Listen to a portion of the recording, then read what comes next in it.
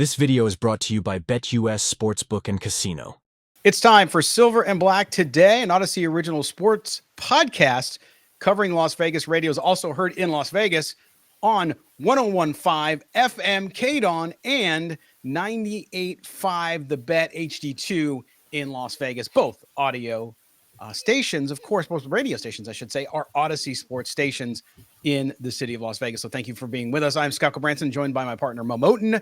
He's a senior NFL writer at Bleacher Report, also Raiders columnist at sportsnot.com for just amazing discussions about everything under the moon. Follow him on x.com at Mo Moten, Moemoton. I am at LV Gully, and the show is SNB Today. You can also follow us in all social channels. We got all kinds of videos, things like that, whether you're on TikTok, Instagram, Facebook, YouTube, we're all there. If you're on YouTube watching us, as our audience usually does, we appreciate the chat. Do us a favor, make sure you subscribe, and also subscribe to the audio podcast wherever you get your audio. Okay, Mo, the quarterback stuff. It's really interesting because I'm watching not only the national media, but of course, the media who covers the Raiders there in Las Vegas, the beat writers who we all know really well, and then, of course, Raider Nation, the fans. And it's a very interesting dynamic happening. We talked about it last show on Tuesday, where people seem disappointed and that their expectations for the team, for some, not all, again, this is not like everybody in Raider Nation is suddenly negative, but there is a lot of the fan base that I've sensed over the last few days as I've talked to them online that are now more uncertain about this team heading in. And I think it's fair to maybe be more cautiously optimistic than just wholeheartedly optimistic, thinking that this team is going to win 11, 12 games or something like that. But what do you make of that? What do you make of the uncertainty? I don't know why, and I guess I shouldn't say this, but no, I should say it this way. The unknown with the quarterback position was well known for those of us who cover the team, for fans too. I know a lot of fans looking at the positive, they're not looking at the negatives, but it almost seems as though this came as a surprise to people that maybe they weren't completely solid at quarterback. What do you make of that? I'm a little confused by that part of the discussion. Regardless of who won the quarterback competition, the Raiders were going to go into the 2024 season with a low-end starter, whether they chose Aidan O'Connell or Gardner Minshew. You were choosing the best of two low-end starters. So I said this, and I'll say it again, my expectations for the Raiders wouldn't have changed either way. Whether they named Gardner Minshew, which they did, or Aidan O'Connell, the starting quarterback, my expectations are the same. Because whoever started was going to have to have the help of the pass catchers, the offensive line, the run game, and the defense to uplift that team, because the quarterback isn't going to be the reason the Raiders win a bunch of games in 2024 if they do win a bunch of games. So my expectations don't change. So I'm confused by it. I think a lot of people are disappointed that their choice for the starting quarterback wasn't chosen. And a lot of times what you see, not just within Raider Nation, but fan bases across the NFL, if a team or GM or front office does not make the choices that they think should have been made, they begin to doubt the direction, how well the team is going to play, because a lot of people think they're right about their own evaluation. So I think it's more of a personal thing where you thought Aidan O'Connell was the better quarterback and the Raiders are choosing the lesser of two quarterbacks. So now you're disappointed and discouraged, and you're thinking this team's going to crash and burn. Now, as you said, Scott, that's not everyone, but no. I get that sense from a lot of people who are on the Aidan O'Connell side of this. Yeah, I saw some of your interactions with some of those folks online, which was interesting to say the least. And some folks getting animated about it, saying, well, why do you know more than the coaches do? Our good friend Q over at Raider Nation Radio was saying, well, okay, so you think that the coaches, the GM, everybody doesn't know what they're doing, but you do. So in evaluating the position. And what's interesting is this note. On our last show, we talked a lot about matchups and how Gardner Minshew starting the season for the Raiders made sense from that perspective of starting fast. And in the second segment, by the way, we're going to go into that and the Raiders, because I believe the key to the season for this Raiders team, and Antonio Pierce mentioned it after the game the other night, is that first 4 games of the season. So when you look at those 4 games of the season, what do you need to do to get off to your fastest start? Does that mean Gardner Minshew is the starting quarterback in week 14? No. What it means is Antonio Pierce, the brain trust of the Raiders, if you will, wants to get off to a fast start, and they believe that Gardner Minshew will give them that. My contention is, and we'll talk about this as well, is that maybe they also, I know they signed Nathan Peterman, Mo, but Ryan Tannehill's out there. There's been a lot of folks on the national stage, and I'm not saying today that I'm advocating for it wholeheartedly, but if you start to look at this quarterback situation, what are you going to do if you're the Raiders and both of these guys just can't get it done? It's a possibility. They both might get it done. They both might not get it done or play well enough for you to stay in games you should stay in. And if so, the only guy that's really out there worth anything, and I know he's on the downside, not saying he's a long-term answer, but is a Ryan Tannehill, somebody like that. It's just so you have another insurance policy. But it's indicative of something I think we all knew going into the season, at least those of us who looked at it objectively, which was the Raiders don't have their quarterback yet. And I'm sorry, but Aiden O'Connell's not going to be a franchise guy. And we already know Gardner Minshew is not. Gardner Minshew is what he is. And that's okay. He comes in, he wins 2 or 3 games. He reminds me of Ryan Fitzpatrick in that way. He has good stretches. And that's great. It's a good, valuable piece to have. But this whole question about the quarterback position, Mo, it's not going to be answered this year. We're going into another season and then another offseason where it'll be a big question mark.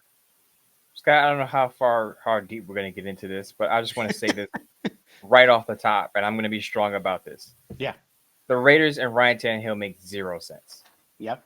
0 sense. One, because if Gardner Minshew stinks in the first quarter of the season, you give Aiden O'Connell the ball and say, okay, Aiden O'Connell, let's see if you got that upside that Antonio Pierce talked about. Remember when Antonio Pierce made his announcement, his decision, he said a few things. He said, one, he told them both to be ready. Just both be ready, right? So that means Aiden O'Connell's the next in line anyway. The other thing is he said that Aiden O'Connell has tremendous upside. He said tremendous upside. So if he really believes that, then you put Aiden O'Connell up there and you see how much upside he has. And if Aiden O'Connell doesn't have the upside you think he has, at that point, the Raiders are probably 2-6 anyway. So what is the point of then signing a Ryan Tannehill who's 36 years old on the downside of his career? And oh, by the way, he's injury prone. He's missed more than 10 games over the last 2 years. There is absolutely no point in bringing in a Ryan Tannehill if your team is in a dumpster. Just go out there. What did we talk about in the last show, Scott? What teams do when they're quote unquote tanking? They say, okay, we're going to let the young guys play. We're going to develop our young guys. If you're 2-6 and Aiden O'Connell and Gardner Minshew have both crapped the bed by mid-season, you're not signing Ryan Tannehill. You're thinking, okay, this is a lost season. We're going to get a top 5 pick. We're going to throw out our whatever third string quarterback we got, or we ride it out with Aiden O'Connell, and we get our quarterback next year. You're not signing a 36-year-old quarterback, Ryan Tannehill, who's not much better than what you have already.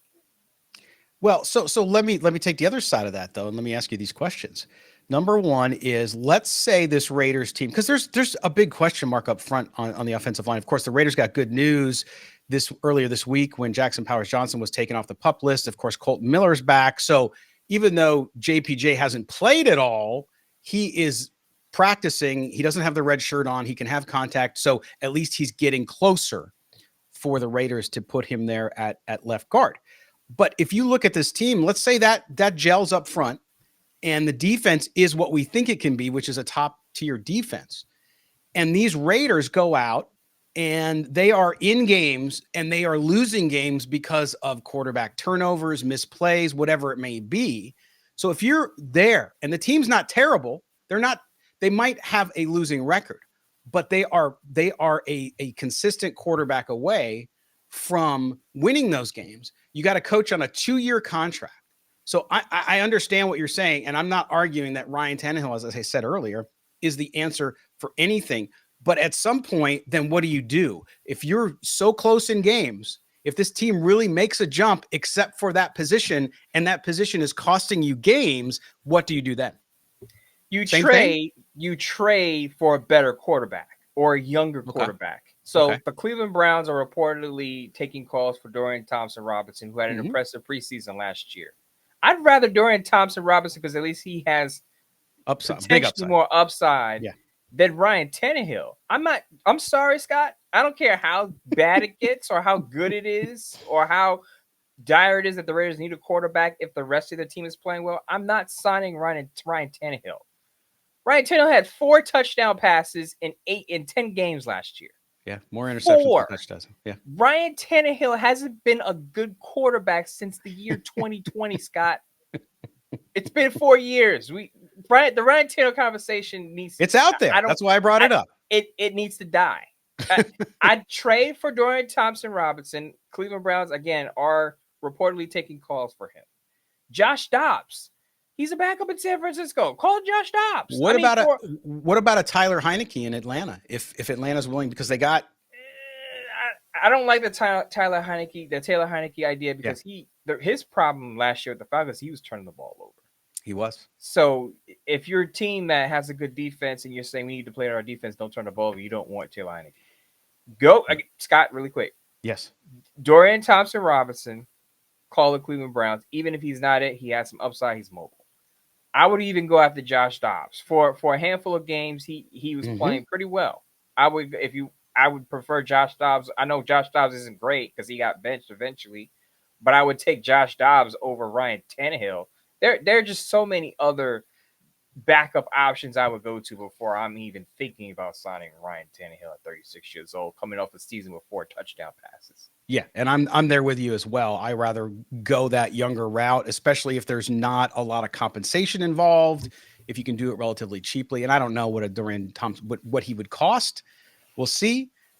But now, of course, the Raiders have to be in that unfortunate position to even think about this. So I know some of you will be bothered by the fact that we're even discussing it, but I think it has to be discussed because this position, the quarterback position, is going to be something of a question mark all season long, which is why Mo and I have both said both these guys will start games. It's just a matter of when and where they're at when that happens. And so it'll be interesting. All right.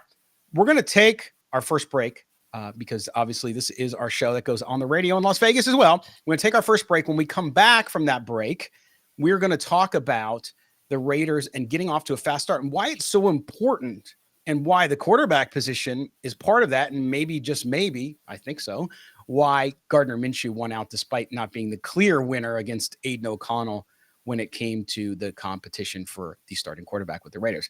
You're with Mo and Scott. This is Silver and Black Today. Do not go anywhere. Raider Nation, Scott Branson here, Silver and Black Today. Are you looking for a new sports book this football season? BetUS is the answer. They offer the fastest payouts in the industry with a 125% sign-up bonus up to $2,000 or a 200% crypto deposit bonus. Enjoy a fast and easy deposit and withdrawal process with 24/7 personalized service, 365 days a year. BetUS provides live wagering on all major games and the best betting variety in the business. Plus, get 10% back on your net losses twice a year. Did you know that BetUS can give you your very own personal account manager? Check out the special offer from Silver and Black today. Use our BetUS link found below in the description, and good luck. Welcome back. Silver and Black Today, an Odyssey Sports original podcast, also heard on 101.5 FM, KDON in Las Vegas, and 98.5 The Bet in Las Vegas, both Odyssey Sports radio stations. For our audience in Las Vegas, thanks for being with us again. For our audience across the country and across the world, thanks for being with us. Subscribe to the podcast. Yes, we're on the radio once a week, but we're also on multiple times. So make sure you drive over and get that podcast. We're going to talk about the Raiders this year getting off to a fast start and how important it is. In the third segment, we're going to take some calls. As usual, as we roll into the season, we have too many calls. So as we are constrained by time here with this show that goes on the radio in Las Vegas, we're going to get some calls, and then we're going to have our overtime period. That's right. We're going to have another segment that you can pick up on our podcast feed if you just go subscribe wherever you get your audio, and you'll be able to hear the other call. So if you called in this week and your call's not on this first 3 segments, then do us a favor. You'll hear it on that special overtime segment with the Raider Nation Mailbag. Mo Moat and Scott Branson back with you talking about the Raiders. And Mo, I think this is something we heard after the game against the Cowboys. Then we heard it on Sunday when Antonio Pierce decided and told the world that he had decided to go with Gardner Minshew to start the season for the Raiders at QB1, that it was important for this team to get off to a quick start. And he talked about breaking the season, as many coaches do, up into quarters. First 4 games, and we know, we've talked about it on the show many times, that first 4 games, the first 2 games particularly difficult. Chargers on the road. I know everybody wants to say that they're going to beat the Chargers. They always do, but still a tough game on the road for your first one coming out. Then you got to go all the way to the East Coast and take on the Baltimore Ravens, who were, of course, a game away from the Super Bowl. So you look at that and you say, okay, yeah, you guys need to get off to a quick start. What's realistic? I think realistic is 2-2. And I think that's the bottom. If you go below 2-2, you go 1-3 or 0-4, God forbid, then I think this Raiders team will be in trouble early. Going 3-1, is it possible? Yeah, but I wouldn't get too excited about it with the unknowns that we have. But when you look at this start, Mo, the selection of Minshew makes so much sense because of the fact that Antonio Pierce knows that so much of what's going to happen in 2024 could be this could be the springboard, or this is the pothole that they step in at the beginning of the season. So I said this a few shows ago. I said you don't want to go into the season where things aren't looking too good and you go, here we go again.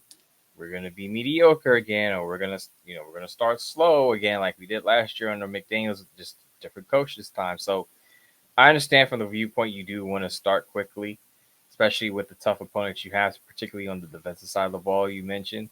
Mm-hmm. But I think with my early predictions, I believe I had the Raiders starting off at 3-1. If I recall that correctly, and I said that, with the Chargers, it's going to be a physical football game. I think that's going to be a close game because I think the MO for the Chargers is going to be physical and run the football with J.K. Dobbins and Gus Edwards. Not because the Raiders' preseason run defense was bad, it's because the way the Chargers are built offensively, their best wide receivers maybe Josh Palmer or Ladd McConkey, who's a rookie. So they're going to run the ball a lot. And I felt like with the new offense, a lot of change in Los Angeles, the Raiders will be able to get that game because at least the Raiders have an identity under Antonio Pierce. Now it gets tougher. I think they dropped that game to Baltimore, and then they should beat the Carolina Panthers. I'm not overlooking the Carolina Panthers, but they should beat the Carolina Panthers. And I've said this over and over again that Deshaun Watson is not the same player he was with the Houston Texans. And the Cleveland Browns their offense really didn't start to percolate until Joe Flacco got in there. Joe Flacco's in Indy now. And Nick Chubb, by the way, doesn't have a timetable for return. So they don't have their top running back. Deshaun Watson's play has been very spotty in Cleveland. The Raiders could very well win that game as well. So the way I look at it is, with Gardner Minshew, you know what your offense is going to look like right away. Gardner Minshew's a veteran. You're going to see right away what your offense is going to be for the season. Whereas Aiden O'Connell, as I said, he's still going to make those mistakes. And those mistakes could have cost you games early. So for the Raiders, I think there's a good chance 2-2, 3-1, both very reasonable. Now, if they drop that first game to the Chargers, I still think 2-2 is very reasonable. Yeah, and I think you look at the Carolina Panthers, obviously the first home game of the season at Allegiant Stadium on the 22nd of September. I agree with you there. And by the way, I know it's just preseason. I get it. But they look awful, the Carolina Panthers, although the quarterback's gotten better, so that's good for him. But the Browns, Deshaun Watson, you talked, and I agree with you because we said that a couple shows ago. I think the Browns, and I was talking about it on a Sports Not NFL show about the Browns, really, their season, much like the Raiders, hinges on how that quarterback does. Deshaun Watson looks very good in camp, better than he's looked since he's come back from all the issues he had. So I think that Browns game on the road, at home, is going to be tough because that one, you just don't know who you're going to get. That defense is good in Cleveland. So I agree with you. I'm at the 2-2 stage. If they come out of it 2-2, I'm feeling pretty dang good about where the Raiders are. If they come out of it at 1-3, I'm really concerned. I don't think 0-4 is in the cards, but 1-3 would not be good. 2-2 would be fine, and 3-1 would be spectacular. So I just think, though, that the emphasis that he is putting, that Antonio Pierce is putting on the first part of the season, went into the quarterback decision. And for those of you who are really rooting for Aiden O'Connell to get the job eventually and to learn and get better, then yes, I could think it. But again, Minshew, with all that he has issues with, He's just a little more athletic. I'll put it that way. That does not mean he has a better arm. Athletic and having a bigger arm are not the same things.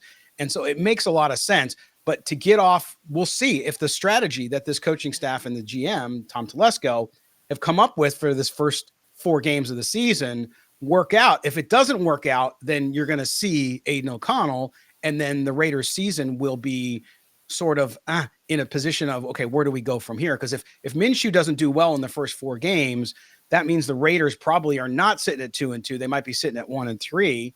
And if that's the case, then there's a whole set of decisions to make. Whole set of decisions to make. I wouldn't say the season's still, even at 1-3, no. I wouldn't say the season's still lost, because not you even got close. Denver right after that, and you got Pittsburgh. And, you know, the Raiders have had Denver's numbers. Not to say they're going to definitely sweep them this year, but you got to be feeling confident of, you know, even going on a road to Denver, being that you've had their number. And then the Pittsburgh Steelers, their quarterback situation is still, you know, Justin Fields, and you know, Russell Wilson hasn't looked great in preseason. I know he only had 1 preseason game, but he's been dealing with a calf injury. That offense isn't going to be that explosive. So even if you're 1-3, the season's not lost. I think what you're doing is you're saying, okay, how does Gardner Minshew look? You know, I don't think you pull him at that point, because I think you want to give him several games. And I think Antonio Pierce, a lot of people want to say Antonio Pierce is going to roll with the quarterback he chose for the rest of the season. I think when he made his announcement, it was pretty clear that he cracked the door open for flexibility to change his mind if possible. Because I know a lot of people were saying, well, Mo, he said his decision is going to be final, we said this, that if a quarterback starts turning the ball over, you're gonna make a change. Things happen during the season where you're gonna have to be flexible with some of the things that you've said. So he did crack the door open for change. As I said, he told both quarterbacks to be ready. Well, and as I said, he broke the season down into quarters with the 1 extra game on the back end, by the way. But if you look at that, to me, I think his decision is final for the first 4 games. Right. But the first 4 games, right? And then because you can't give somebody 1 game or 2 games and then pull them unless it's just so horrifically bad, which I don't expect. So I would anticipate that, unless something goes really wrong or there's some kind of injury, that you're going to see Gardner Minshew through those first 4 games, and then the coaching staff. And listen, they reassess every week. But with a quarterback and with an offense and a new offense and a new offensive coordinator, you got to take some time to gel too. It's not like they're going to come out of the gate on fire and be the number 1 offense in the NFL. It's going to take some time. So I think you have to give the quarterback some grace there, like you said, if he goes out in the first game and throws 6 interceptions, you don't get sit after 1 game, I don't believe, but you never know, because you can't turn the ball over in the NFL and expect to win. So it'll be interesting, but I just think that fast start and this Raider team, I think it's a difficult task. But if they can go on the road 2 weeks in a row and win, especially in Baltimore, then you start talking about momentum. And I think early season momentum like that would be huge for Minshew at quarterback, but also for this Raiders team all the way around. Scott, not to get too far ahead of ourselves here, but I know we're talking about the first quarter of the season. And I mentioned Denver and Pittsburgh being the first, part of that first 6 weeks of the season. I think the first 6 weeks of the season are most important for the Raiders, because if you look at after those 6 games, like after the Broncos and Steelers, the Raiders have to play the Rams, the Chiefs, the Bengals, and the Dolphins. Those 4 games in a row, tough nuggets. So the Raiders, I think you have to 3-3 may not even be great for the Raiders with that slate after it. So I would, if I'm the Raiders, I want to come out with a winning record after the first 6 weeks of the season, 4-2, because that stretch that I just read out to you, Rams, Chiefs, Bengals, Dolphins, that's going to be tough.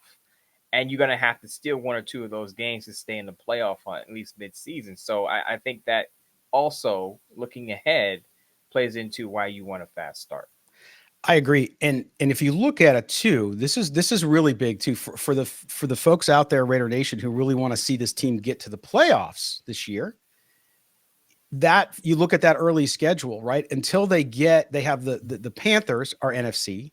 And then not until the Rams again are they playing an NFC team. The rest of them are AFC teams. So even if they're out of division, those are big games, because if you're jockeying for 10 wins to get in the playoffs, if that's what it's going to take, then you need to win within your conference. And so those games are big. So, I mean, yes, I don't think they lose to the Panthers, but a Panthers loss, if they win in Baltimore, doesn't mean anything really. You got to look at those AFC games this year, especially early in that schedule, how stacked it is with some of those teams that look to be in the same position or better than the Raiders as far as going for either a division title or for a wild card slot. So that's another reason why, Mo, those first 6 weeks are so important. Well, I could say this, Scott, and we can probably go with a positive note as we close out the segment. The Raiders offense got some good news. Colton Miller's off the PUP list, so they have their stalwart left tackle back.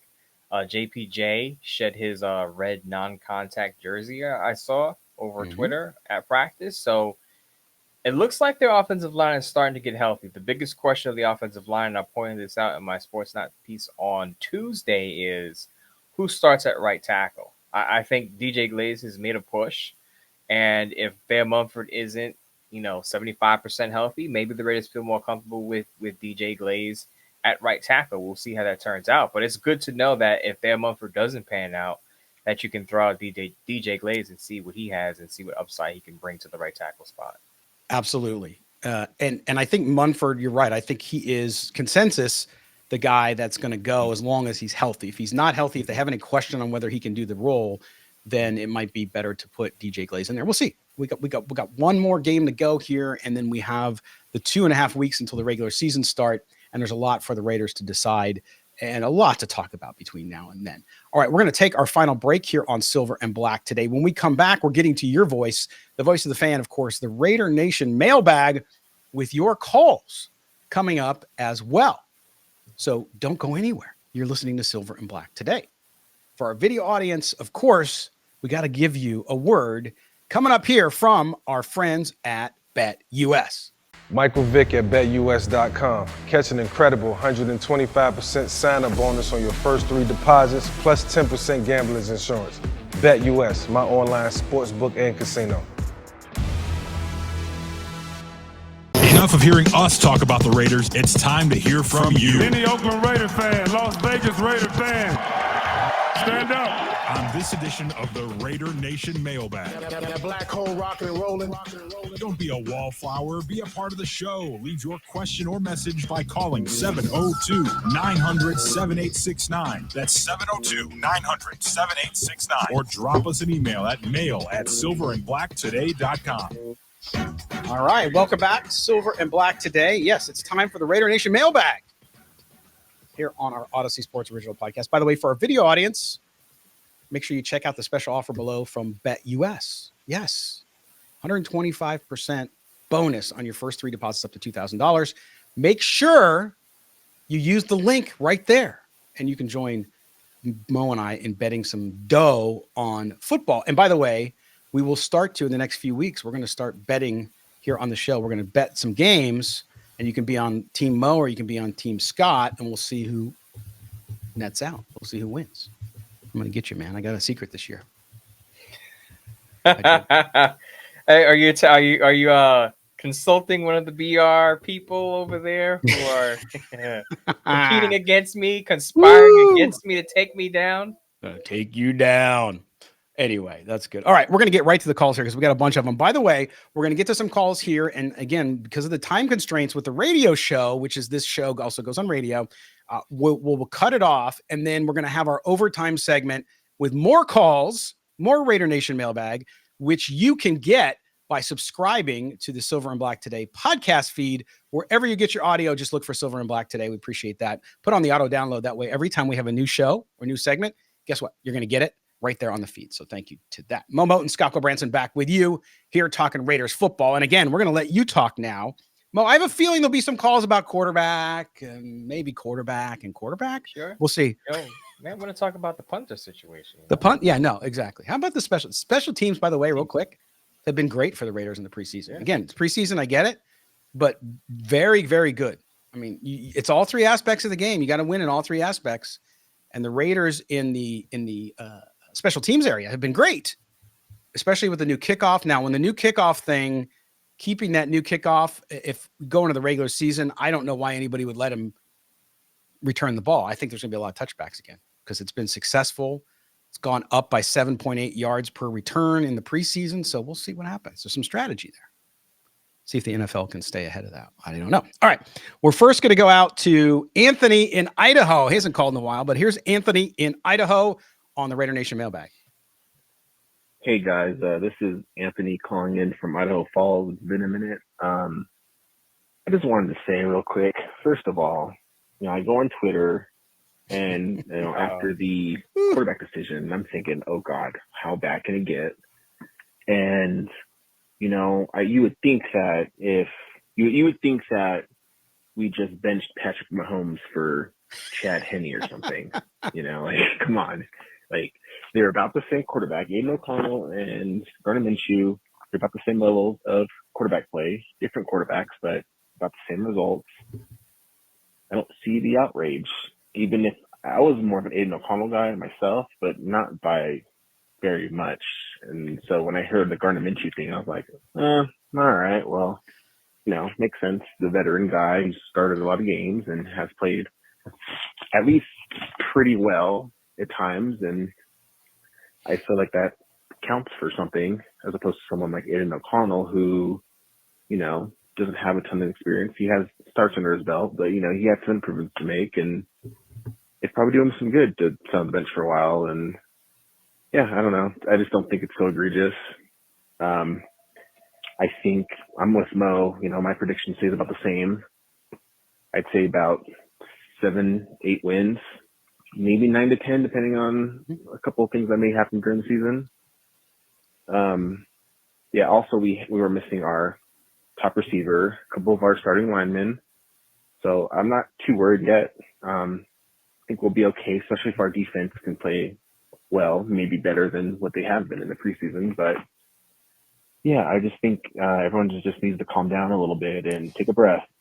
We haven't even finished the third. We haven't even started the third preseason game yet. So, yeah, let's take a chill pill. Thanks, guys. Talk to you soon.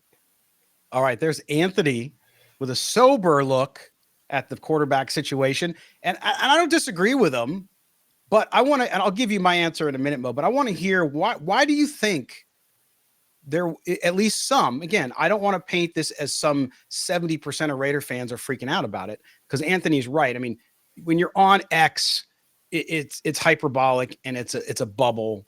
There's a lot of fans who don't even go on there. Okay. That listen to this show, that watch us on YouTube and all that. They don't even go on there because of the toxicity and all that stuff. But when you look at how the reaction is, Mo, why do you think it is that way? I said it in the first segment. It's a lot of times you think that who should start and better than the coaching staff. And if they don't pick your guy, then you're upset about it. I think part of it is just people are upset that Antonio Pierce and company didn't pick their guy. Because as Anthony from Idaho said, and I said it in the first segment, the difference between Aiden O'Connell and Gardner Minshew isn't significant. So if your expectations of the Raiders offense dramatically change between Gardner Minshew and Aiden O'Connell, I don't know what quarterbacks you've been watching. Yeah. Gardner Minshew has been a fill-in starter for his backup / a low-end starter for his career. Aiden O'Connell's played 11 football games. So you're choosing between, again, two low-end starting quarterbacks, regardless of what the choice was. So your expectations shouldn't swing that much. I think when you go on X, Twitter, and you mentioned it, it's just a lot of fans are disappointed in the decision. So they want to draw attention to themselves and throw out these wild predictions. Oh, the Raiders are only going to win 4 games now with Gardner Minshew. It's not like, as he said, it's not like they were benching some future Hall of Famer surefire. That they benched one low-end starting signal for another, and you're hoping that the veteran experience helps you get off to a good start, which is a point of view I can understand. Yeah. And I would say this too, real quickly, 2 items on this.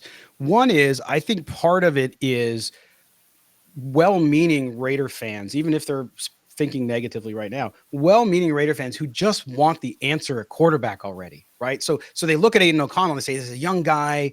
Minshew's been around, you know who he is and what he does, but you saw some flashes of, and so I think there's that hope, right, that is there.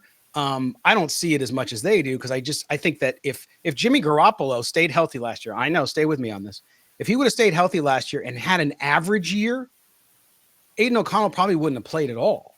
So I don't think that Aiden O'Connell, as great as he did in the preseason, I don't think that Aiden O'Connell, that you should put all your chips in on Aiden O'Connell. Good kid, will be a good NFL quarterback, I believe, as somebody who can come in and spot start for you. But I think that's part of the issue there is people are doing that. And then number two is it just reminds them that they couldn't take care of the problem this year and move up in the draft. And of course, Sean Payton rubbing it in with Bo Nix looking good. We saw that this week too. But anyway, go ahead, Mo. You have something else? Really quick, Scott. If Aiden O'Connell has showed the upside that a lot of fans think he has, he would have been starting. Vic Tafur wrote in The Athletic that the Raiders were waiting to see that upside out of Aiden O'Connell at these practices and in the preseason, and they just didn't see enough of it. Point blank, period. Yep, that's it. All right, now we go to our good friend MDM, always watching us on YouTube, by the way. He's out in Hawaii, and we're going to go to him. Here he is. Hey, what's up? Aloha, Scott and Mo. I got to say, you guys complement each other well. You guys do a good show together. I think you both make each other better. Wow. Just want a quick follow-up. I know you said don't bring up the past, Scott, but when you've been a Raider fan like me for most of my life, actually my entire life, really, you start getting an instinct. And, I'm not going to go back too much into the Stroud thing, but we knew, hey, you need a quarterback. We got rid of Carr, trade up for Stroud. And I don't understand our decision-making. I mean, you're going to go into this. That year, we got Garoppolo as an option. I mean, give me a break. We all knew that wasn't going to be a good thing. But for some reason, they did. They take Tyree Wilson. We all knew that's not going to be a good pick, but that's what they did.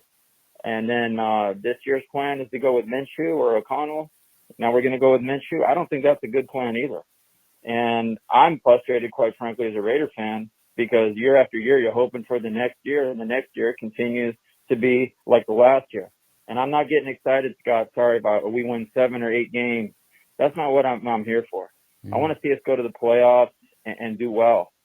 And, hey, Raiders don't do well, no sweat for me. I just stopped watching the NFL. I just stopped watching it. I got other stuff going on. But, it gets harder and harder every year after, 20-something years of really just sucking. And I don't think this plan is good this year, and I don't think we're going to see good fruit. And I also think we're overestimating the defense, even with the signing of Wilkins. I think there's going to be some frustration. And let's see how the defense holds up when they start getting frustrated with the offense doing nothing. Thanks to both you guys. God bless. Take care. All right, there's MDM in Hawaii. And Mo, real quick on this one, too, I think I understand what he's saying, because the Raiders were in a tough situation because everyone needed a quarterback this year. They could not move up. Maybe they could have, and we just don't know, because they would have had to given up so much. It was a ridiculous type of ask. We don't know that for sure. But this is something they own because of the previous regime. Now, I'm not making excuses. It's the organization's the organization. But the fact that they let Carr go, McDaniels and Ziegler, and then their plan was Garoppolo, they could have gone after free agents and quarterback the year previous too, and they did not do that. You talked about CJ Stroud there. But that's what happened here, and I think you can't forget it. So don't forget about the past, MDM, and the past has a direct impact on the now because it really limited what they could do. Last show, when I said let's forget about the past, it was more about Derek Carr, and I just wanted to get past the Carr wars that are prevalent on social media. I don't want to get back into Carr is better than this guy. Carr's in New Orleans right now. That was the part that I wanted to forget. But I will say, MDM, it's fine to look at how you got into this situation. Yes. And MDM laid it out. Okay, so you get rid of Carr, and that was a bungled situation. Carr, regardless of how you feel about Carr, he's a starting quarterback in this league. For the Raiders to have to let him go and not get anything for him, big whiff there. Yeah. And as MDM said, how many times on this show have we questioned Jimmy Garoppolo? We told fans, like, Jimmy Garoppolo not going to be the same Jimmy Garoppolo in San Francisco. No. He's not bringing Kyle Shanahan with him. I said it plenty of times. Some Raider fans disagree with me, but I said it over and over again. Jimmy Garoppolo is not bringing Kyle Shanahan with him to Las Vegas. He's not going to look the same. And lo and behold, it didn't look the same, right? Nope. Then you have to throw out Aiden O'Connell out there because Jimmy Garoppolo isn't playing well. Then this year, this offseason, we don't know, obviously, if the Raiders could have or couldn't have traded up or what the case may be. We're not in those discussions, but you're thinking, if you need a quarterback, do what you can to get one. And I remember distinctively some Raider fans were saying, don't give the farm up for C.J. Stroud. Wait till the following year. Some callers did say that. And we were on the show and we were like, no, we think C.J. Stroud's going to be that guy. Yeah. And again, you can't cry over spilled milk now, but the Raiders eventually are going to have to be aggressive about addressing the quarterback situation. A lot of people brought up the last time the Raiders drafting a quarterback in the first round, almost 20 years now. It's time to get a franchise quarterback, and it's time to be aggressive about it. And I think that's where people are frustrated about this because even though it was tough to try to get up this year in the draft, we heard from the team and from Antonio Pierce that they were going to be aggressive, and then it didn't seem as though they were. So we'll see. All right, now we're going to get out to Jacob in Fresno. It's been a week or so since we've heard from Jacob. Here's Jacob.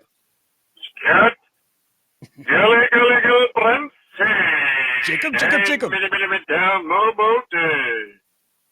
This is Jacob from Fresno. What's up, guys?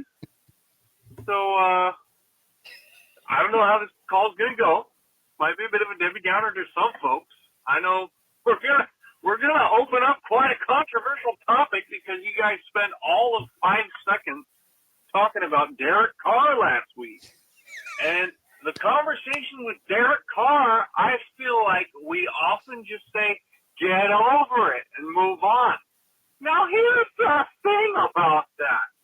I don't know if you guys noticed, but Aiden O'Connell and Gardner Minshew just had a quarterback battle for the Raiders, for the silver and black, the same team which Derek Carr started for 9 years.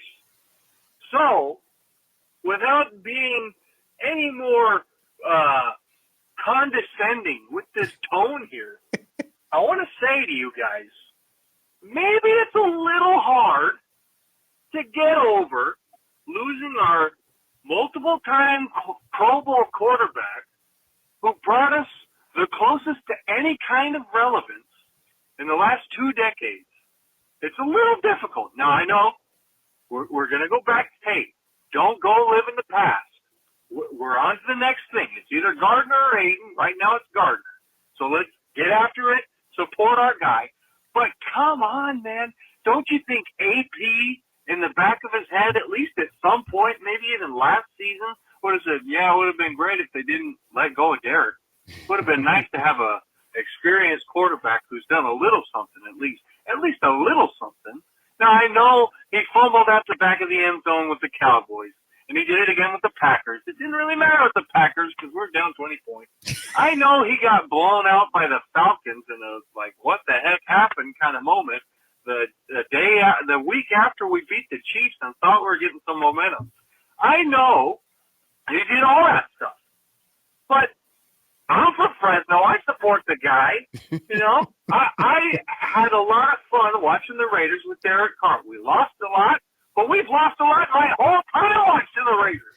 With Derek, it was the only time I had some fun time. Come on, guys. Just let me be a little upset. But you know what? The future looks bright, and let's get behind Gardner Minshew. And I got one more thing to say before I go.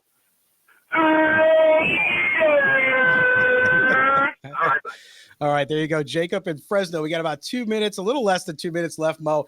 The only thing I'm going to say to Jacob is 2 things. One is the fact that even with Derek Carr, you talked about the last time they won good years. It was almost 10 years ago. Now, I know the year they made the playoffs with Rich Bisaccia and the whole disaster with Gruden, but still, I don't think that's the point. I think the point is they didn't have a plan after Carr. The problem isn't that they got rid of Carr. It's that they didn't have a plan. And you have to go back to McDaniels and Ziegler on that one. Really quick, I'll say, just remember Jacob is from Fresno. Yes, and where did Derek Carr play college football? Just putting that out there. Out there. The other thing is, I grew up watching Rich Gannon. So Raiders had a lot more success with Rich Gannon. So I guess it's easier for me as someone who grew up as a Raider fan to let go of Derek Carr, knowing the Raiders didn't even win a playoff game with Derek Carr. Right. Yeah, they got to the playoffs twice, and it's not all his fault for all their losing. Of course it's not. But it's easier for me to move on from a quarterback where the Raiders didn't win in the playoffs at all versus, let's say, if Derek Carr had got the Raiders to the Super Bowl, then it would be harder for me to let go of Derek Carr. But growing up on Rich Gannon, I have no qualms about moving off of Carr. Yeah. So there you go, Jacob. We feel for you a little bit, but we just disagree. It was the plan that wasn't in place. And would they be better off with him there? Perhaps. We don't know. We'll see. We'll see. Probably. He puts up numbers. It wasn't always translated to wins on the board. So we'll see. All right. That's going to close it out for our radio audience and for the folks on the audio. Listen, we appreciate you guys being with Silver and Black today here on Odyssey. We're in a spot. If I could talk, we're an Odyssey Sports Original Podcast, also heard on K Dawn 101.5 FM in Las Vegas. So thanks for being with us. We are going to get to the rest of your calls in a bonus overtime segment you can get on our podcast feed. Mo, take care, my friend. We will see you next week as we get ready for the regular season. Talk to you soon. All right. For our producer, Mike Robier, for Mo Moten, for our executive producer in Las Vegas, Mark Bonilla, I'm Scott Branson. This has been Silver and Black today. Don't forget, you can go check out the rest of the calls, another Raider Nation Mailbag segment on the podcast feed. We'll talk to you next week.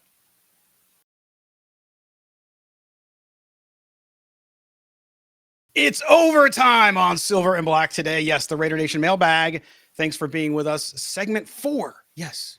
The radio audience, we had to say goodbye to them because we have to stay within the time constraints.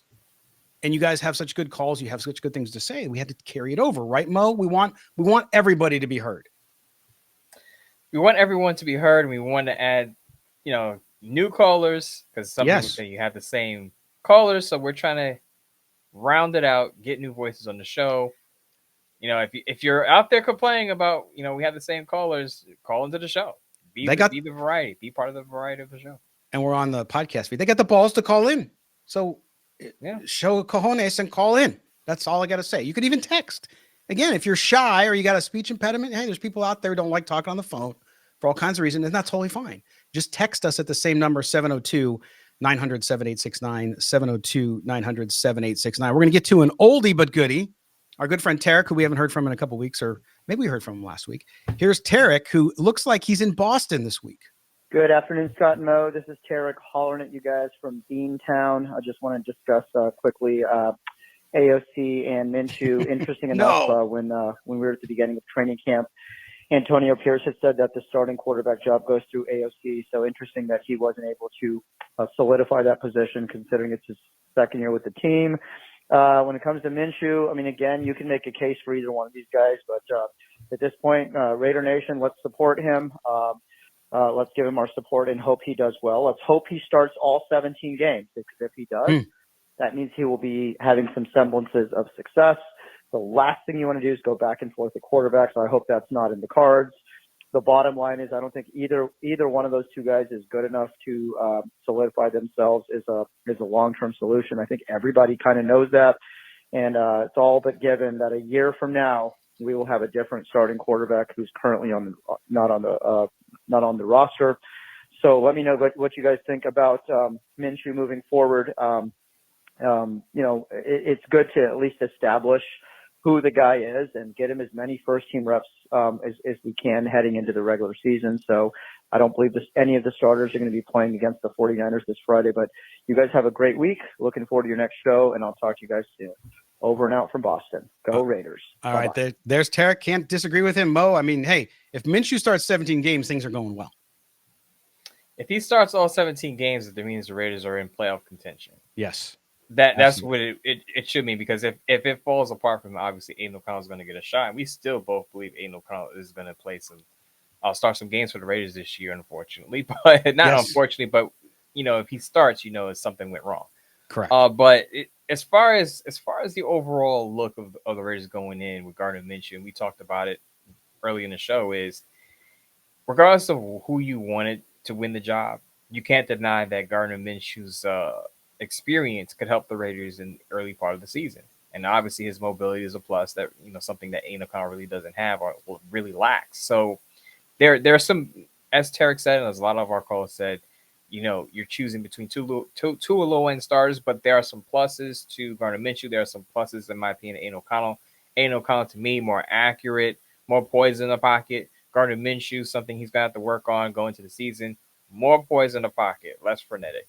Yep. He has to put more zip on those deep balls. I talked about this during my Bleacher Report show, that some of those deep balls that Gardner Minshew throws went for big plays in the preseason to Trey Tucker. But a lot of those balls kind of floated a bit. And when Yes. you're going against starters, those could be interceptions or pass breakups against starters. So he's going to have to put a little more, step up to the pocket, put a little more zip on the football. And then, of course, don't turn the ball over. Right. Exactly. All right. Well said. We go on to a new caller, Lonnie from Fontana, California. Lonnie. Scott, Mo, it's Lonnie from Fontana. Hey, just wanted to, again, thank you guys for keeping me in the know with everything. And again, as I always say, your unbiased opinions and analysis is what keeps me coming back. So just briefly, watched obviously the first two preseason games, and I'd say the Vikings game, I had probably quite a few less heavy Mo size. But yeah, there's a few things. I don't want to get too deep into it. But the one thing that after the latest episode of the Silver and Black Today show was obviously Minshew named the starter. And, you know, the one thing that I didn't quite hear a bit about was the mobility. I know that that was a big concern last year with Aiden O'Connell, the statue. And so I know Minshew, yeah, he's no Lamar. You know, he's not going to get you a ton of yards rushing on the ground, but he is somebody that's got some mobility. So just curious to get your guys' take on that. Definitely going into this season with quite a bit of guarded optimism. I don't even know if it's optimism, but it's guarded. Either way, appreciate the show. Appreciate everything you guys do. And go Raiders. Great call, Lonnie in Fontana. Thank you, man. And thank you for the kind words and the compliments to the show. We do really appreciate it. It's always nice to hear that what Mo and I try to do is coming across to you. So thank you for that one. But yeah, the mobility, it definitely is there. But as you mentioned earlier as well, is that Gardner Minshew sometimes will leave the pocket and get happy feet and go outside the pocket when he really doesn't need to. And I think that's what he's going to have to cut down on to be really successful, because he's got these weapons on this offense if he can just stay in the pocket sometimes. Let me be clear when I say this to Lonnie. I love Gardner Minshew's mobility. One of the things that I pointed out when the Raiders signed him was Gardner Minshew gives you that mobility that Aiden O'Connell can't. Right. So regardless of how good your offensive line is, you're going to have some breakdowns at some point. You know, Colton Miller gets hurt, somebody gets hurt. Your quarterback in today's league has to be able to move. And that's something that Luke Getsy highlighted in his press conference. He talked about quarterback mobility as well. So I do love that Gardner Minshew can move. But as you said, and as I've said, a gift can also be a curse. So he has the ability to move, but you want him to do it only when it's absolutely necessary. You don't want him moving out of the pocket when it's a clean pocket. And you have your first and second read there. As Antonio Pierce said, when he announced the quarterback, he said there are times where Gardner Minshew can make stuff happen. And I'm paraphrasing. He said Gardner Minshew can make things happen, but there are times where he has his first or second read and he has to let it rip. And if you're a quarterback who has mobility, sometimes you're just itching to get out of the pocket because you want to use that part of your game when you could just stand in the pocket and just deliver an accurate throw. And that's what he's going to have to work on. So while the mobility is good, he has to rein it in a bit at times and just make the easy completion, make the check down play. Absolutely. Lonnie, great call. Now we go to Luis in Oakland, another new caller. Here we go. Hey, Scott and Mo, how are you fellas doing? This is Luis calling from Oakland, California. Yeah. And I just want to let you guys know, what do you guys think about Gardner Minshew as the QB1? I was kind of telling my friends, joking around it, I thought Minshew was going to win the job because Luke Getsy's offense, he's more compatible with his system, I think, farther than Aiden O'Connell goes. But what do you guys think? And how do you guys watch the Denver Broncos? They're doing pretty good. Should we worry about them or not? All right. Uh-oh, third rail. All right, fellas. Talk to you later. Go Raiders. All right, Luis, great call, man. We appreciate that very much. And he brings up a great point, Mo, in talking about the quarterback situation. that we haven't gotten into a lot, and I don't hear a lot of fans talk about, but Luis was smart enough to go there, which is the Getsy offense, right? The fact that if you're the team, you're Antonio Pierce, you're Luke Getsy, you're Tom Telesco, and you're looking at getting off to that fast start, who does better in that system right now? Now, again, that's right now. Maybe Aiden O'Connell can get better in that system because it's new to him too later on, but that had to play a factor as well. And the Getsy system is still a massive question mark entering this season.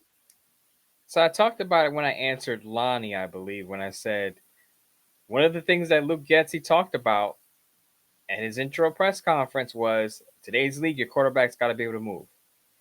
That we should have made a bigger point about that on this show when he said that, because, Yep. and I think I briefly mentioned it, that if you look at Luke Getsy, the quarterbacks he's had, Justin Fields in Chicago, right? And then if you even go back to Mississippi State, and he was there, had a mobile quarterback there as well.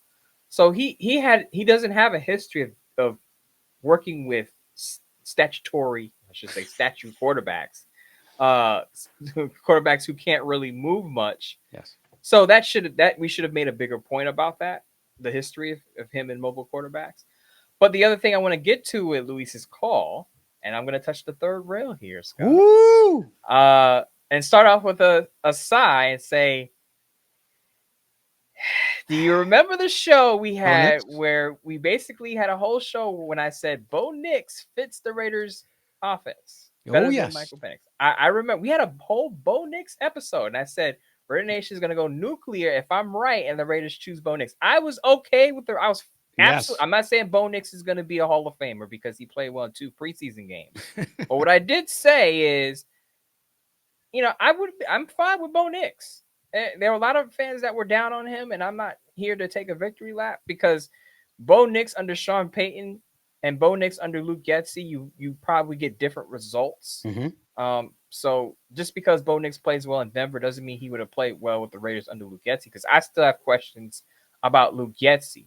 As far as worrying about the Denver Broncos, look, the Denver Broncos have to beat the Raiders before I think fans. Now, players should take the Denver Broncos seriously, of course, because you can be beaten in any given week. But until the Denver Broncos prove that they can beat the Raiders, and they haven't done so in 4 years, it's not a worry yet. Bo Nix is still a rookie. He's going to have some growing pains, I believe. But I do believe that he's going to be a pretty decent, at least a decent quarterback under Sean Payton, because I believe Sean Payton, I know this is third rail talk, but I do still believe Sean Payton's a pretty good play caller, and he's going to get a lot out of Bo Nix. So this puts also the pressure. If Bo Nix is pretty good this year, it puts even more pressure on the Raiders to find their franchise quarterback. Right. And I think that Raider fans, and I get it because they hate the Broncos, and I'm not here to say, because I still believe at this point, we'll see how it works out, that the Raiders finish above the Broncos. The rest of the world thinks the Broncos are much more talented than the Raiders. That's their right to think that. I don't believe that yet, but I do think the Bo Nix situation is an interesting one. We also had Chrissy Freud on, if you remember, our quarterback expert, who came on and talked a lot about him, really liked him. And I remember some of the comments there too. What does she know what she's talking about? Oh, Bo Nix, he's not going to go in the first round. And then we saw, of course, Sean Payton this week talk about how he called the Raiders and asked if they wanted to trade up because he wanted to see if they were trying to get ahead of them to get Bo Nix, and they weren't interested. They weren't looking to trade up, so he knew he had him there. And so the interesting thing with the Bo Nix situation, Bo, and I'll leave it at this, because we don't know. To your point, you don't put somebody in the Hall of Fame or even think they're going to be a good pro quarterback until they play against first-string defenses under the pressure of the regular season.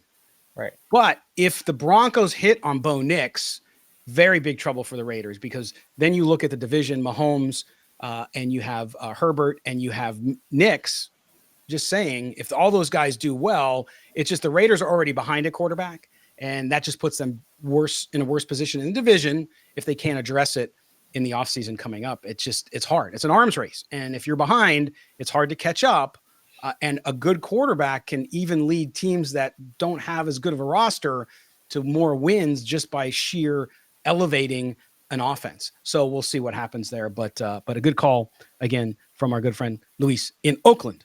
All right, now we're going to Jesse out in Arizona. No, we went to Jesse already, right? Yeah, we heard from Jesse already. All right, we're going to go to Jesse in Arizona. We haven't heard from Jesse. Here we go. Sorry, I'm losing track. We have so many calls today. Jesse. Hey, Scott, Mo, this is Jesse from Arizona. Probably late on calling in because I'm sure you guys are already getting your show set up and whatnot for tomorrow, so I probably won't make it. But anywho, You're just there. wanted to chime in. So, Minshew Mania, the mustache, gonna be the starting quarterback. You know, man, watching Saturday, I probably would have still said, whatever. It looks like AOC might still be the quarterback to go with there, just because the familiarity between the two, the coach and him, and it's not like he was like bad. Yeah, he threw the pick six, but Minshew almost threw a pick six too. It just dropped. But so I mean, hey man, I'm a Raider fan. I'm gonna root for whoever is the starting quarterback. I've been saying that. We got to talk all Raider Nation off the ledge, man. Guys, gotta take it chill pill. It's gonna be all right. We're still gonna win more than 6 games, but we're not going to the Super Bowl. I think we already knew that. Don't tell Murph. Don't tell Murph that. Man. I think we might make a run at maybe a fringe playoff spot, maybe if our defense is really that good. But that run defense hasn't looked too damn good, so we'll see, man. Honestly, we can't really judge it. Also, the wording. I wanted to get back on the wording. What's your guys' thought on them? Coach saying for the first quarter is we think Minshew could help us get off to a head start. It sounds like he's going to be on a really short leash, man. Like that's some weird verbiage to use about your starting quarterback. Sounds like it might have a short leash. So anyway, give me your thoughts on that. Go Raiders. Thanks, man. All right, Jesse from Arizona. Always good calls. By the way, I'm going to pick up that last point because we were talking about it earlier in the show, Jesse. He means by quarter, he means the first 4 games, not the actual first quarter. I don't know if that's how you understood it, but that's what he meant by that, right? I think that's what Jesse meant. Okay, good. I want to make sure. But I look at this and this is the 7th year this show has been on the air, by the way, Mo. Okay, so 7 years I've been doing Silver and Black Today. And I've said this every year to Raider fans, and you've heard me say it since we've been with Odyssey the last 3 seasons now, is that don't get too high and don't get too low. And I think that's true with this team. It's managing expectations. Of course, you want your team to win. I mean, do that. Of course, and expect them to win. But also just temper your expectations. Say, hey, get better than you were last year. Didn't we say that early on? Like we said, for Antonio Pierce to be looked at as a success, he's got to improve on what he did last year. And so to me, now, does that mean another win? Yeah, it could. Or it means that they've just gotten better. Again, it's hard in this AFC, I think, without some of the pieces they have to get to 10, 11 wins. Doesn't mean it can't happen. So, Mo, are you with me on that one? It's just like you got to keep an even keel. I know being a fan is emotional, and you should be emotional. It's a passion. But if you kind of regulate yourself, don't get too disappointed and think the world's over, and then don't get too excited if they start off 3-0, right? I mean, you just got to find some happy medium there. Scott, in doing this for a decade, right? I'm still not far removed from being a football fan, a Raider fan. So while it's easy for us to say temper your expectations because we're coming at it from another perspective, we're not coming at it from a fan perspective, right? So it's easier for us to not be too high, too low, and to keep it even keel. But I do understand Raider fans who come into every year optimistic, hoping for the best case scenario. And I think that happens for a lot of fans until they see something negative or they see something isn't going right. Then you go from up here to way down here because your expectations have been dashed. So that's what we're here for. We're here to fill that middle ground so that even if you can come into the season and think you're going to win 13 games with a low-end quarterback, that's fine. But I guess for the listeners that listen to us frequently, every week, twice a week, 3 times a week, they know that they're going to get an honest opinion that may differ from theirs because we're not coming at it saying, we're just saying what you want to hear for the best case scenario. We're telling you what we think is going to happen. Yeah. And I think a lot of our audience takes that into account and says, well, yeah, I'm going to say the Raiders are going to go 14-3 because I'm a fan and I'm emotional about it. And I totally understand that.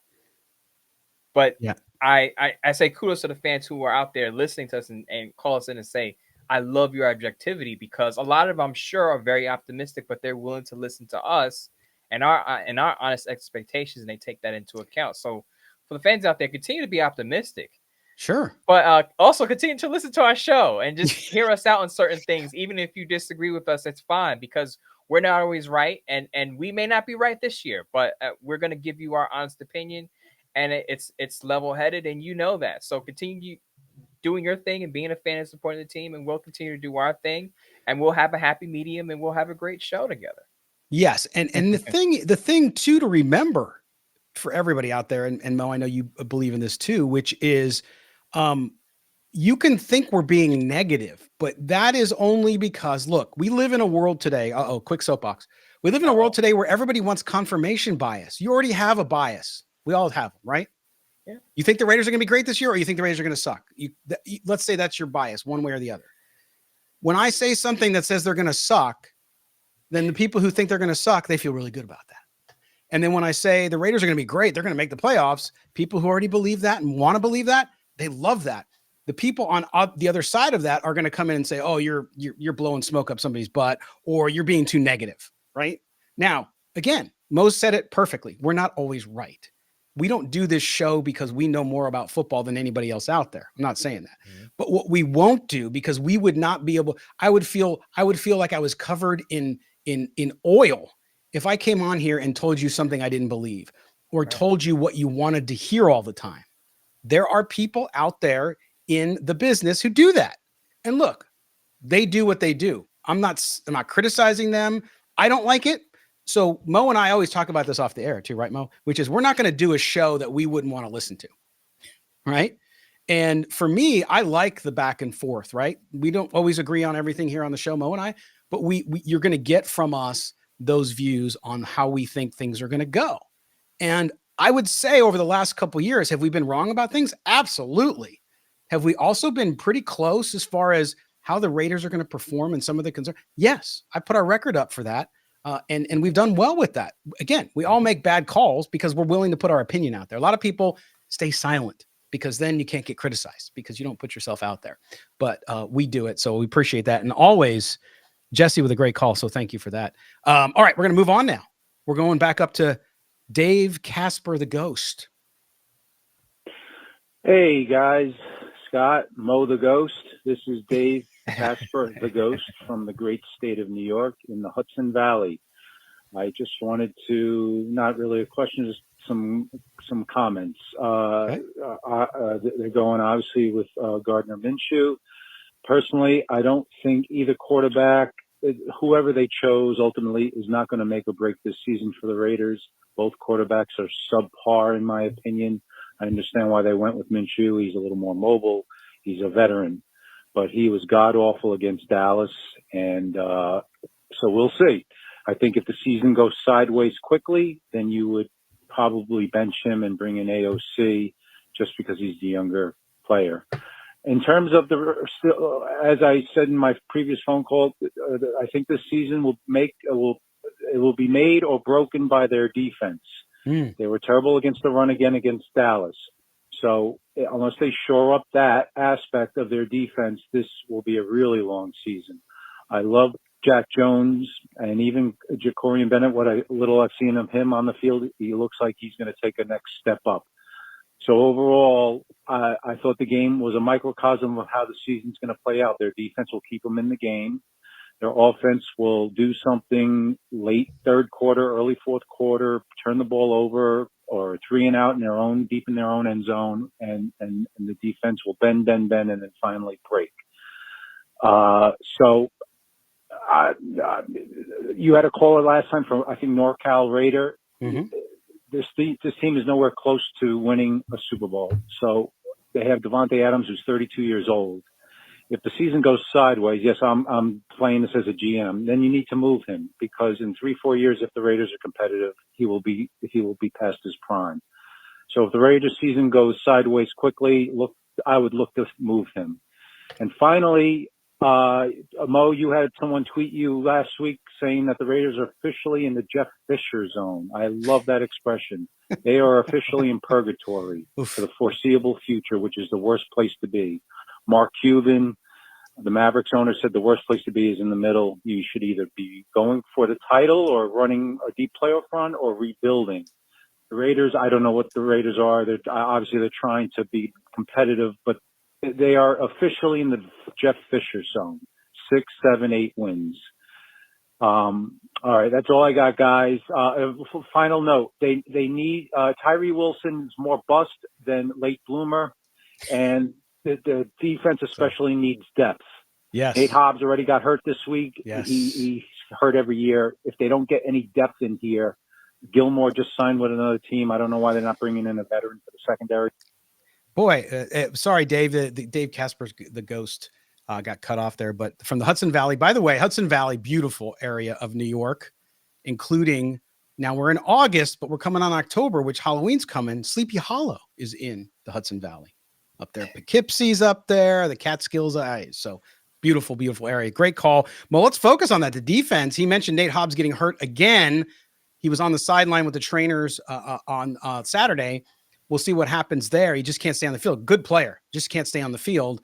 And then you look at what's happening too with that defense getting gashed against the Cowboys again, who were not rolling out their first offense, and they still got gashed. So how concerned should we be about that defense right now heading into the last week of the preseason?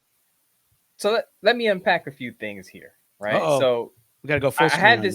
I had this post on Twitter last night, and I said, I'm not as worried about the defense as some Raider fans because it's the preseason. Mm-hmm. When I look at the preseason, I look at individual performances versus overall play simply because you got a mix of backups and starters in there. I know the first string starters didn't look great either, but it's the preseason. Defensive coordinators aren't really game planning in the preseason, right? So I'm not really too concerned about the defense simply because the Raiders' run defense, for all the praise that the Raiders' defense got last year, the run defense was 21st last year. The run defense wasn't good last year. No. The pass rush was good, the coverage was good, but this isn't a new issue for the Raiders, so it doesn't really concern me all that much. Now, of course, if you want the Raiders to have an elite defense, as Dave Casper the Ghost said, they're gonna have to patch that up, obviously. But I'm not worried about the defense right now. I was more looking at individual performances. I was more concerned about the lack of development out of Tyree Wilson and Byron Young, their first and third rounders from a couple of years ago, right? So that's one thing. The questionable depth, I absolutely agree with. And I tweeted this also last night. I said the Raiders need to go out and get a veteran cornerback. They're two rookies. Didn't your piece on Sports Not talk about that as well? Yes. DeCameron Richardson and MJ Devonshire are not ready to play regular season football. Brandon Faison hasn't been healthy for the last 2 years. He suited up for 3 games last year. He's missed nearly all of camp. We haven't even seen Faison. So even if Jacorian Bennett wasn't great, he probably would have won the job by default because he really didn't have any real competition. If one of the Raiders starting corners gets hurt, and he brought up Nate Hobbs, who's missed 10 games in the last 2 years, if one of the Raiders starting cornerbacks gets hurt, they have an issue. They have an issue at that position. So Tom Telesco, I don't know whether he does it now this week or after cuts or before week 1, he needs to sign a veteran cornerback. The last thing I want to address, Scott, really quick. Dave Casper's the Ghost mentioned the Jeff Fisher zone. The Raiders have already been in the Jeff Fisher zone. They didn't just enter the Jeff Fisher zone. Let me read you the Raiders' records over the last 5 years. 2019, 7-9. 2020, 8-8. 2021 made the playoffs 10-7. Then they go back 2022, 6-11. 2023, 8-9. I'm not a math major. I'm not a mathematician, but reading those records out, it's about 500. They've been mediocre for the last half a decade. So they've been in this middle zone already. They have to find themselves out of it. They sure do. And that's, it's hard. I think it's hard to do without knowing who your quarterback is. Now you go get a quarterback. There's no guarantee they go get a franchise quarterback and he works out. There's a chance, but then you just go get another one. You have to try it. And they're even at the quarterback position in that Jeff Fisher zone purgatory, as us Catholics call it. Those are things they're going to do, but a good call. And I think that he hit on some important things there. as well. And it is what it is. Look, doesn't mean that you can't surprise if the defense holds up. But I do agree. I'm surprised. Now we're going into this final week before cut downs and everything. I think you may see the Raiders make a move, but I think guys are coming off the board. Like you talked about Gilmore, and a lot of people think Gilmore's trash. He's better and offers depth than some of the players they have right now. So you have to consider that and keep it in mind. Again, not a long-term going to be an all-pro. It's not what they're looking for, but they need to do it. They're going up. If you look at the schedule, you want to go against Joe Burrow and Lamar Jackson and all these guys and Patrick Mahomes twice with a defensive backfield that's very thin. It's not good. It won't work out well for them. They can't just survive on only Jack Jones. They're going to have to do something. So we'll see. Go. Really quick, Scott, let's keep in mind Gilmore signed with the Vikings. So yes, after that, you're thinking, okay, Adoree Jackson, Ahkello Witherspoon, maybe they pick up someone after cuts. Maybe Tom Telesco's waiting for cuts to happen. He could swipe up a cornerback that way. But those are your best options right now. But they need to bring in a veteran because, again, those rookies are not ready.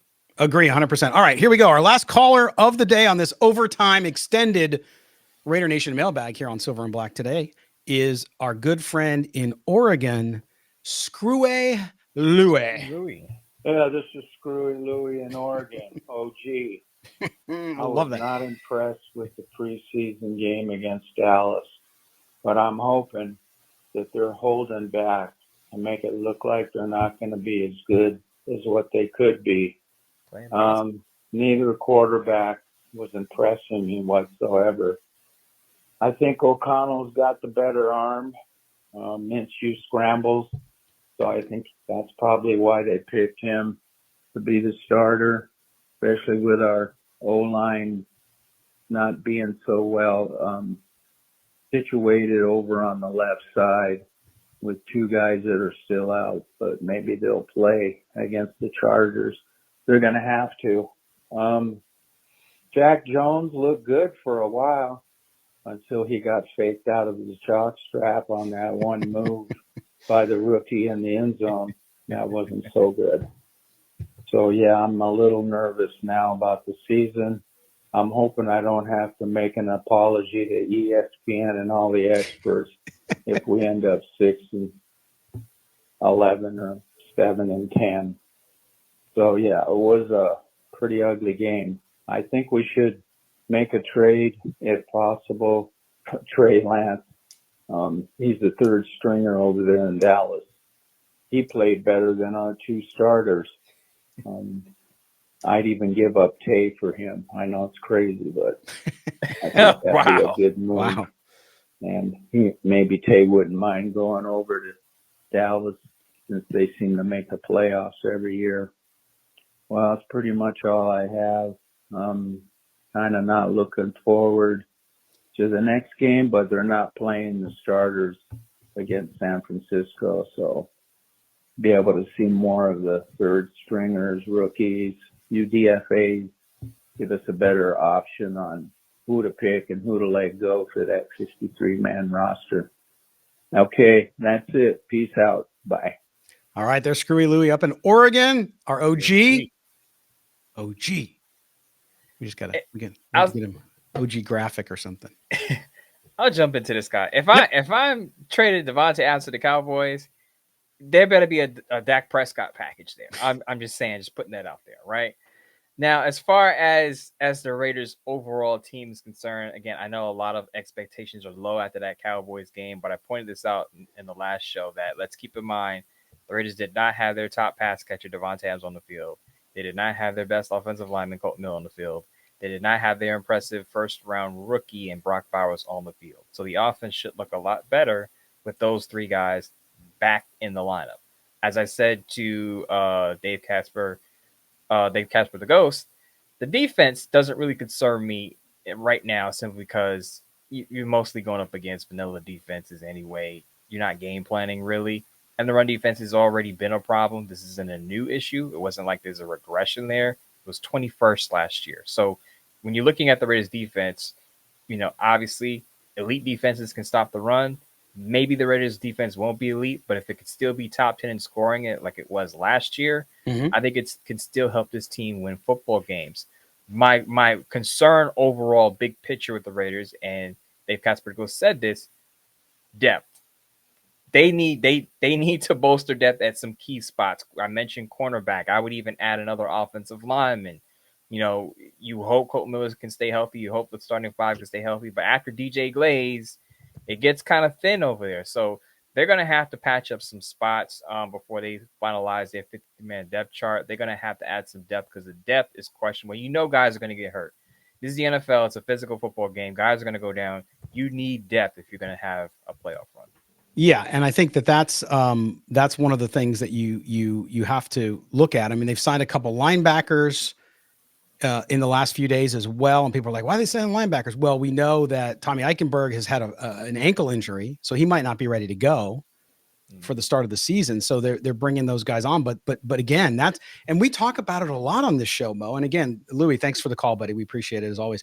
Is depth in the NFL means everything, right? The team with depth talent, you got your starters and you know those are your guys.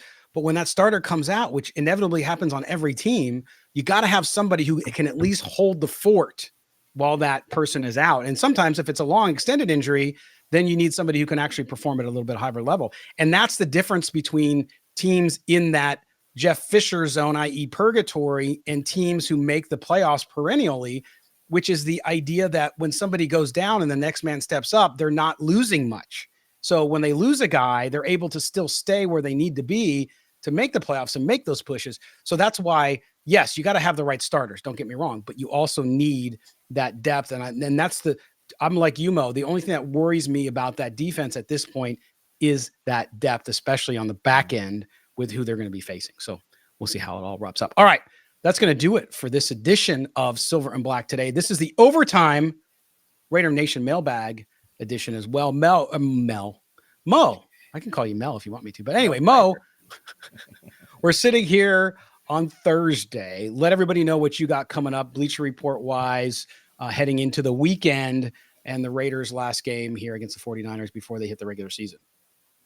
So I know there won't be much excitement for the third preseason game because Antonio Pierce already said the starters won't play, but there's still some guys fighting for playoff spots. And I will be on after the game to talk about some of the back-end guys who may sneak onto the roster, the Nesta J. Severas of the roster, why I think Byron Young could be in trouble of not making the initial 50-man roster. We'll talk about it after the 49ers game over on Bleacher Report. If you're on the East Coast, that's about 1 a.m. If you're on the West Coast, about 10 p.m., so I'll be up late night. Mo After Dark over at Bleacher Report. Check me out. That's right. And you just get a drink, sit down with Mo, close out the night. There you go. It'll work out well. I love it, man. I love it. Yes. And we will be back here next week talking about all of this and getting ready for the regular season. We got a slew of guests coming up. We're going to tell you about soon as we bring folks on during the regular season. So get ready for that. My friend, have a great weekend, and I will talk to you next week. You too, Scott. Appreciate it. All right. Thanks for being with us for the overtime Raider Nation Mailbag. We'll be back with a new show on Tuesday, and stay tuned for content wherever you get your podcast. Make sure you subscribe to the podcast. Also, check out our socials. We got videos up there all the time. We pull out clips from the show and have some interesting items up there as well. So follow us on TikTok, Instagram, also up on YouTube. We're on Rumble, Facebook, of course, wherever you're getting your socials in, we're there. So check it out. All right.